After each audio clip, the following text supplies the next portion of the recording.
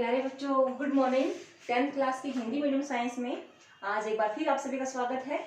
और हम कर रहे हैं 10th चैप्टर जिसका नाम है प्रकाश। प्रकाश का परावर्तन अपवर्तन हम इसमें पढ़ेंगे।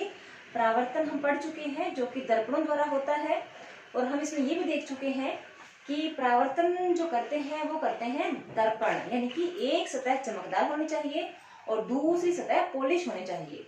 ठीक है, अब हम करने जा रहे हैं लेंस। ठीक है ना, लेंसों द्वारा होगा अपवर्तन। अब लेंस क्या होते हैं बेटा? लेंस किसी भी पारदर्शक माध्यम, शब्दों पर ध्यान दीजिए, पारदर्शक माध्यम, जिस माध्यम के आर पार हम देख सकते हैं। अब देख तो वायु कर सकते हैं, है ना? क्या इसकी बात भी कर सकते हैं हम?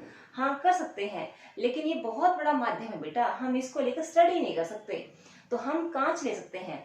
तो मान लो कोई पारदर्शक माध्यम जैसे कि कांच है और उसके एक या दोनों सतह गोलीय हों, ठीक है ना, उसकी एक या दोनों सतह गोलीय, कम से कम एक सतह तो गोलीय होनी चाहिए।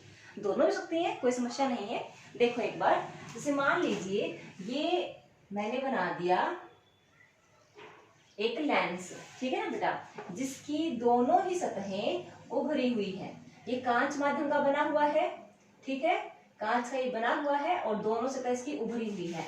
इसको हम कहते हैं द्वि उत्तल लेंस।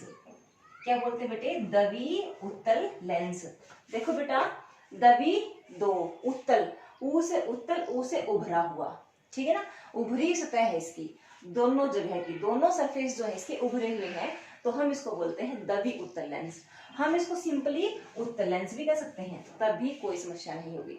ठीक है बेटा, आप तभी ठीक बोल रहे हैं जब इसको हम उत्तल लेंस कहेंगे। एक होता है अवतल लेंस। वो क्या होता है बेटा?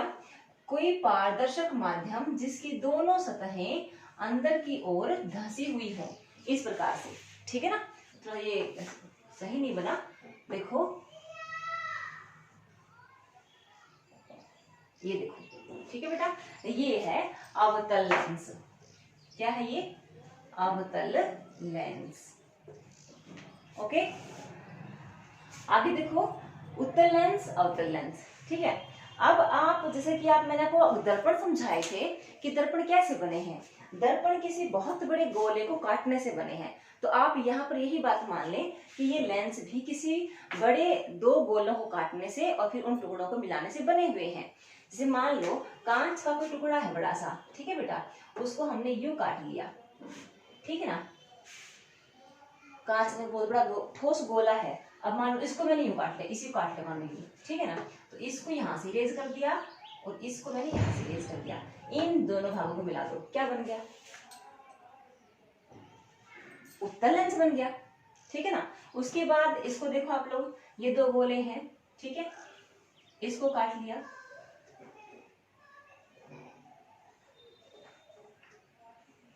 देखिए इस भाग को काट लिया और इस भाग को काट लिया, ठीक है ना। इन दोनों को मिला दिया, यूं मिला के इनको दोनों को मिला करके या तो यहाँ पर कांच से बना दो, कांच से भर दो सरफेस को, या फिर एक तरीका और है, देखो इसको हम लोग यूं काट सकते हैं बेटा, इसके अंदर से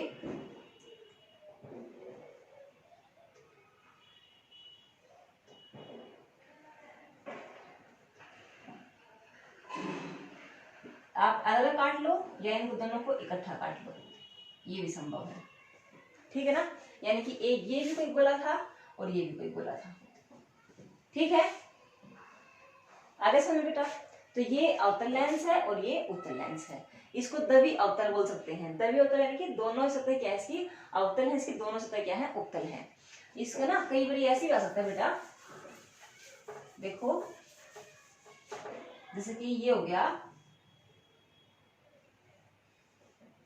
जिसकी एक सतह अवतल है, ये वैसे हो सकता है जिसकी एक सतह उत्तल है, ठीक है बेटा। तो इनके भी अलग अलग नाम होते हैं, ठीक है, इनको बोलते हैं उभयोत्तल, उभयोत्तल, ठीक है ना, इनके नाम होते हैं। आपके सिलेबस में नहीं है, दो ही हैं, द्वि उत्तल और द्वि अवतल, ठीक है। आगे देखो, मैं इनको साफ कर देती हूँ और इन दोनों को रखती हूँ, सिर्फ इसको थोड़ा इस तरह बना लेते हैं, पढ़ने में सुविधा रहेगी, ठीक है। अब देखो बेटा, होता है जब इस पर प्रकाश किरणें आकर गिरती हैं, इस पर प्रकाश किरणें आकर गिरती हैं यूं, ये देखो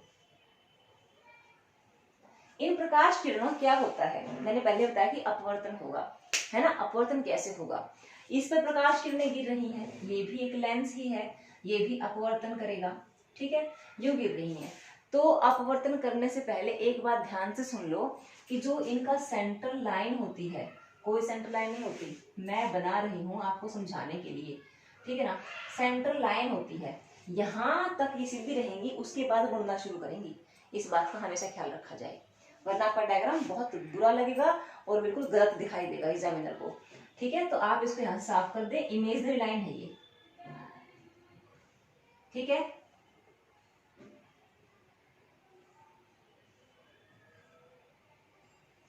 ऐसे उसी प्रकार ये, यानी कि ये अपने ऊपर गिरने वाले प्रकाश किरणों को एक जगह पर एकत्रित कर देते हैं और ये अपने ऊपर गिरने वाले प्रकाश किरणों को अपसरित कर देते हैं, फैला देते हैं। ये सॉरी जो बीच से गुजरने वाली प्रकाश किरण है वो हमेशा सीधी निकलती है, उसका कोई अपवर्तन नहीं होता, ठीक है। आगे बताऊंगे वो कैसे होता है। तो ये अपने पर गिरने वाली प्रकाश किरणों को अभिसारित कर देता है, फोकस कर देता है एक पॉइंट पे। इस लेंस का नाम है अभिसारी लेंस। क्या नाम है? अभिसारी लेंस। यह लेंस फैला देता है, इसका नाम है अपसारी लेंस। क्या नाम इसका? अपसारी लेंस। ठीक है बेटे, तो अभिसारी और अपसारी लेंस। ठीक है, अब आगे देखें, जैसे मान लो हमारे पास उत्तल लेंस है, तो उत्तल लेंस जो है ये किसी और गोले का भाग था और ये किसी और गोले का भाग था। ठीक है बेटा। तो इस गोले के भाग के लिए, यह किसी गोले का भाग था, उस गोले का केंद्र बिंदु क्या होगा? वक्रता केंद्र। ये किसी सी होगा, ये किसी दूसरे गोले का भाग था, इसका वक्रता केंद्र होगा सी। अभी तो कंफ्यूजन हो गया, दो सी हो गए, तो इनका नाम रख लो C1 C2। ठीक है बेटा, ओके। अब देखो, इसने प्रकाश किरणों को एक जगह फोकस कर दिया, तो ये क्या हो गया? इसका फोकस बिंदु हो गया, फोकस बिंदु, मुख्य फोकस हो गया। ठीक है, अब यदि प्रकाश किरण यहां से आती तो यह प्रकाश किरणों को यहां फोकसित करता, तो यानी कि इसका इस तरफ भी एक फोकस बिंदु होता है, यहाँ भी फोकस बिंदु होता है। ठीक है ना, तो यहाँ पर इसका फोकस बिंदु होगा, यहाँ पे इसका फोकस बिंदु होगा। उससे पहले आपको बता दूं बेटा कि लेंसों के बीच में, इसको साफ कर दूं यहां से, लेंसों के बीच में जो बिंदु होता है उसे हम उस लेंस का प्रकाशिक बिंदु कहते हैं बेटा। क्या कहते हैं? प्रकाशिक बिंदु। ठीक है, इसका भी प्रकाशिक बिंदु, इसको दिखाते हैं O से। O माने ऑप्टिकल सेंटर। ठीक है बेटा, तो ये प्रकाशिक बिंदु है ना, इसके बीचों बीच से एक प्रकाशिक बिंदु को आधार मानकर एक प्रकाश किरण काल्पनिक रेखा गुजरती है, उसको हम लोग दर्पणों की ही भांति क्या बोलते हैं? मुख्य अक्ष बोलते हैं।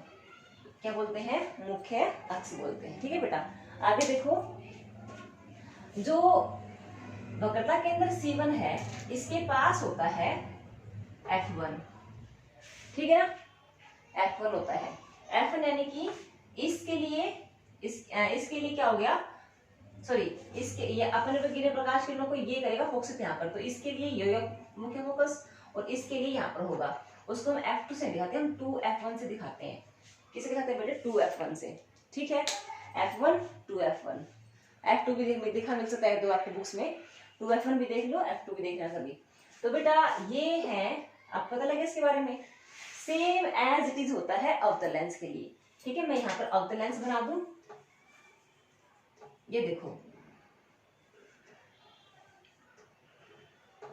अवतल लेंस। अवतल लेंस पर गिरने वाली प्रकाश किरण कभी नहीं मिलती, वो क्या होती है? अपसारित हो जाती हैं, लेकिन ऐसा लगता है कि वो किसी एक बिंदु से आई थी, है ना, तो यही कहलाएगा इसका मुख्य फोकस। उसी प्रकार प्रकाश किरण यहां से गुजरती तो वो यूं अपसारित होती और यहाँ पर मुख्य फोकस होता उसका। ये मैंने काल्पनिक रूप से मिलाई है, वास्तव में नहीं मिली। समझ गया हमने क्या था? वास्तविक प्रतिबिंब और काल्पनिक प्रतिबिंब। ठीक है बेटा, तो इस प्रकार से इसका भी एक फोकस यहाँ होगा, एक फोकस यहाँ होगा, एक वक्रता केंद्र यहाँ होगा, एक वक्रता केंद्र यहाँ होगा। तो बेटा आज के लेक्चर में इतना ही। आप ये अच्छे से लर्न करें कि लेंस क्या होते हैं, उत्तर लेंस अवतल लेंस क्या होते हैं, ठीक है बेटा, कैसे बनते हैं, किस प्रकार के मुख्य फोकस वगैरह होते हैं, अभिसारी लेंस क्या होता है, अपसारी लेंस क्या होता है, ठीक है, वो किस प्रकार से प्रकाश किरणों को फोकसित करता है, वो किस प्रकार से अपसारित करता है, ठीक है बेटा। तो आज के लेक्चर के साथ हमारा इस हफ्ते का काम खत्म होता है। अब अगले हफ्ते काम मिलेगा तो आपने इस लेसन को यहाँ तक अच्छे से रीड करना है बेटा, ठीक है। Thank you, all the best.